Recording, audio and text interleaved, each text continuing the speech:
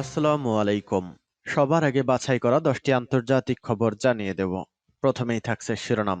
তবে তার আগে অনুরোধ থাকবে ভিডিওটিতে একটি লাইক দিবেন।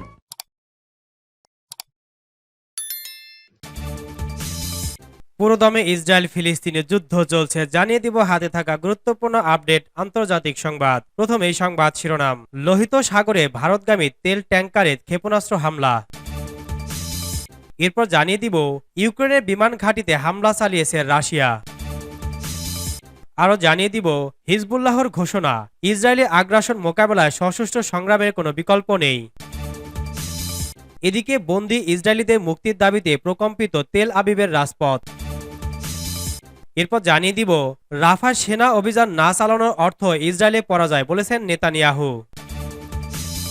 এবং সর্বশেষ জানিয়ে দিব যুদ্ধের 2 বছর পূর্তিতে প্রতীকী বিজয়, রাশিয়ার দখলে আবদিবোকা। শুনছিলেন সংবাদ শিরোনাম, এখন বিস্তারিত। তবে অনুরোধ থাকবে ভিডিওতে একটি লাইক করে দিন এবং কমেন্ট করে জানিয়ে দিন আপনার মূল্যবান মতামত।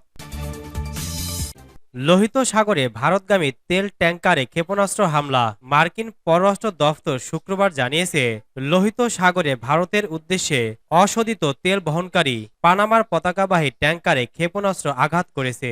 স্টেট ডিপার্টমেন্টের মতে ইয়েমেন থেকে উৎক্ষেপণ করা ক্ষেপণাস্ত্রটি তার বন্দরের পাশে অবস্থিত এমটি পোলেক্সে আঘাত হানে। এর আগে শুক্রবার United kingdom maritime trade operations UK MTO agency এবং ব্রিটিশ মেরিটাইম সিকিউরিটি ফার্ম অ্যামরে বলেছিল যে একটি পানামা পতাকাবাহী ট্যাঙ্কার ইয়েমেনের কাছে মোখা বন্দরে উত্তর পশ্চিমে 72টি নটিক্যাল মাইল 133 কিলোমিটার দূরে আঘাত করেছে বলে জানা গেছে। অ্যামরে বলেছেন জাহাজটি সামান্য ক্ষতি হয়েছে, ক্রুরা নিরাপদ এবং অক্ষত রয়েছে বলে জানা গেছে। স্টেট ডিপার্টমেন্টের একজন মুখপাত্র বলেছেন আন্তর্জাতিক শিপিং এর ওপর হামলার এটি আরেকটি উদাহরণ, যা হুতিদের বন্ধ করার আহ্বান জানিয়ে অসংখ্য যৌথ ও আন্তর্জাতিক বিবৃতির পরও অব্যাহত রয়েছে। এলএসইজি তথ্য অনুসারে এমটি পোলাক্স 24 জানুয়ারি রাশিয়ার কৃষ্ণ সাগর বন্দর শহর নভরোসিস্ক থেকে যাত্রা করে এবং 28 ফেব্রুয়ারি ভারতে প্যারাদ্বীপে খালাসের কথা ছিল।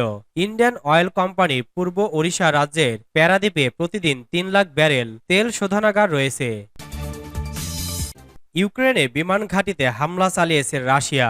রাশিয়ার প্রতিরক্ষা মন্ত্রণালয় শনিবার জানিয়েছে যে তারা বেশ কয়েকটি ইউক্রেনের সামরিক বিমান ঘাঁটির বিমান বোমা ও গোলাবারুদের ডিপো লক্ষ্য করে হামলা চালিয়েছে। রোববার তুরস্কের রাষ্ট্রীয় বার্তা সংস্থা আনাদোলু এজেন্সির এক প্রতিবেদনে এ তথ্য জানানো হয়েছে। প্রতিবেদনে বলা হয় মন্ত্রণালয় এক বিবৃতিতে বলেছে সামরিক বিমান ঘাঁটিতে বিমান ও বিমান চলাচলের সরঞ্জাম, বিমান বোমা ও ক্ষেপণাস্ত্রের গুদাম, বিদেশি ভাড়াটে সৈন্যদের অস্থায়ী অবস্থান লক্ষ্য করে হামলা চালানো হয়। প্রতিবেদনে বলা হয় রাশিয়ার বিভিন্ন অংশে শক্তি অবকাঠামোকে লক্ষ্য করে 33টি ড্রোন হামলা চালিয়েছে ইউক্রেন। রাশিয়ান মন্ত্রণালয় জানিয়েছে তুরস্ক পারমাণবিক বিদ্যুৎ কেন্দ্রে হামলার চেষ্টার সময় একটি ড্রোন গুলি করে নামানো হয়েছিল। আরেকটি ড্রোন ইউক্রেন সীমান্তবর্তী তুরস্ক অঞ্চলে একটি গ্যাস পাইপলাইন ক্ষতিগ্রস্ত হয়েছে। রাশিয়া 2022 সালে ফেব্রুয়ারিতে ইউক্রেনে তার বিশেষ সামরিক অভিযান শুরু করেছিল। হিজবুল্লাহর ঘোষণা, ইসরায়েলি আগ্রাসন মোকাবেলায় সশস্ত্র সংগ্রামের কোনো বিকল্প নেই। লেবাননের ইসলামী প্রতিরোধ আন্দোলন হিজবুল্লাহর উপমহাসচিব শেখ নাইম কাসেম বলেছেন ইহুদিবাদী ইসরায়েল ফিলিস্তিনি ভূখণ্ড এবং মধ্যপ্রাচ্য যে প্রকাশ্য আগ্রাসন চালাচ্ছে তার বিরুদ্ধে সশস্ত্র সংগ্রামের কোনো বিকল্প নেই। তিনি বলেন যখন মূল নীতি ও বিশ্বাসের মধ্যে সশস্ত্র সংগ্রাম থাকে এবং এর অনুসারীরা ত্যাগ স্বীকার করতে প্রস্তুত হয়, আল্লাহ চাইলে তখন তারা বিজয়ী হয়ে উঠবে। হিজবুল্লাহ শহীদ কমান্ডার ও যোদ্ধাদের স্মরণে আয়োজিত এক অনুষ্ঠানে তিনি এসব কথা বলেন। শেখ কাসেম বলেন হিজবুল্লাহ যোদ্ধারা মানবতাকে মুক্ত করার চেষ্টা করছে। এই স্বাধীনতা আসবে ত্যাগ এবং পরোপকারের মাধ্যমে। আমরা চূড়ান্ত পর্যায়ে একটি স্বাধীন মধ্যপ্রাচ্য দেখব আর বুকে ইসরায়েল বলতে কিছু থাকবে না।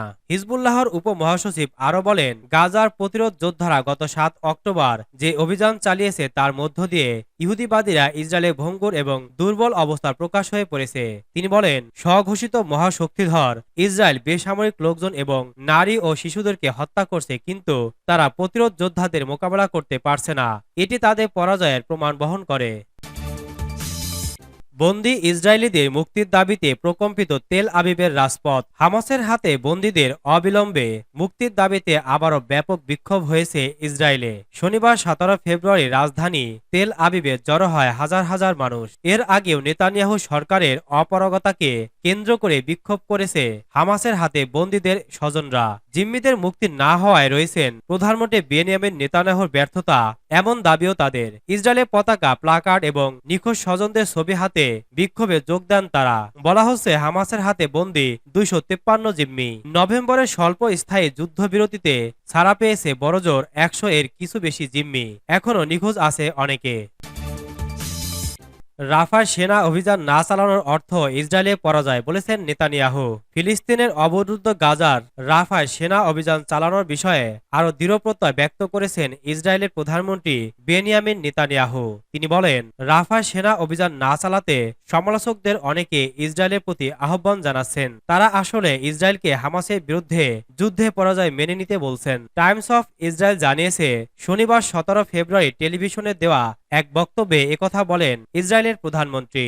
গত 7 অক্টোবর ইসরায়েলে হামলা চালানো ফিলিস্তিনি স্বাধীনতাকামী গোষ্ঠী হামাসকে নির্মূলে এর আগে হুঁশিয়ারি দিয়েছেন তিনি। এরই মধ্যে নতুন করে ইঙ্গিত দিলেন, আন্তর্জাতিক চাপ বা নতুন জিম্মি বিনিময় চুক্তি তোয়াক্কা না করে রাফায় প্রবেশ করবেন ইসরায়েলি সেনারা। যারা আমাদের রাফাতে অভিযান থেকে বিরত রাখতে চায় তারা মূলত হামাসের বিরুদ্ধে আমাদের যুদ্ধে পরাজয় মেনে নিতে বলছেন। আমি তা হতে দেব না। আমরা কোনো চাপের কাছে নতি স্বীকার করব না। গত 4 মাসের বেশি সময় ধরে চলা সংঘাতে গাজার প্রায় সব অঞ্চলে স্থল অভিযান চালিয়েছে ইসরায়েলি বাহিনী। বাকি আছে শুধু সর্বদক্ষিণে মিশর সীমান্তবর্তী রাফা। ইসরায়েলের হামলার মুখে প্রাণ বাঁচাতে সেখানে আশ্রয় নিয়েছেন উপত্যকাটির প্রায় 14 লাখ ফিলিস্তিনি। খাবার, পানি, জ্বালানি ও চিকিৎসা সরঞ্জামের অভাবে সেখানে চরম মানবেতর জীবন কাটাচ্ছে তারা। মার্কিন যুক্তরাষ্ট্র সহ ইসরায়েলের বেশ কয়েকটি পশ্চিমা মিত্র তেল আবিবকে সতর্ক করেছে যে বর্তমান পরিস্থিতিতে রাফাতে হামলা করা হলে বিপর্যয়কর পরিস্থিতি সৃষ্টি হবে। রাফায় ইসরায়েলের অভিযান নিয়ে সতর্ক করেছে জাতিসংঘ। তবে শনিবার দেওয়া বক্তব্যে নেতানিয়াহু বলেন, আমরা যদি এটা অর্জন করেও ফেলি তারপরও রাফায় প্রবেশ করব।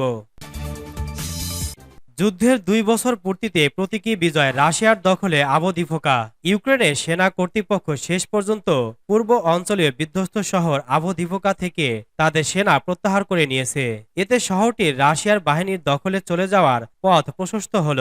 ইউক্রেনীয় বাহিনী বলেছে, গোলাবারুদের তীব্র ঘাটতির কারণে তারা আর শহরটি ধরে রাখতে পারছিল না। ইউক্রেনীয় নতুন সেনাপ্রধান জেনারেল ওলেকজান্ডার সিরস্কি গতকাল শনিবার আভদিভোকা প্রতিরক্ষা অবস্থান ছেড়ে দেওয়ার কথা জানান। তিনি এ সময় বলেন, 2023 সালের মে মাসের পর থেকে আভদিভোকা শহরে সবচেয়ে বড় অগ্রগতি অর্জন করেছে রাশিয়া। ওই বছর রুশ সেনারা পাশের বাখমুত শহর দখল করেছিল। কয়েক মাসের যুদ্ধে আভদিভোকা শহর প্রায় সম্পূর্ণ বিধ্বস্ত। এটি পূর্ব ইউক্রেনে গুরুত্বপূর্ণ দোনেতস্ক অঞ্চলে প্রবেশদ্বার হিসেবে বিবেচিত। ইউক্রেনকে প্রদয় সামরিক সহায়তার প্রস্তাব মার্কিন কংগ্রেসে দীর্ঘ বিলম্বিত হওয়ায় ইউক্রেন বাহিনীর অস্ত্র ও গোলাবারুদের তীব্র ঘাটতি দেখা দিয়েছে।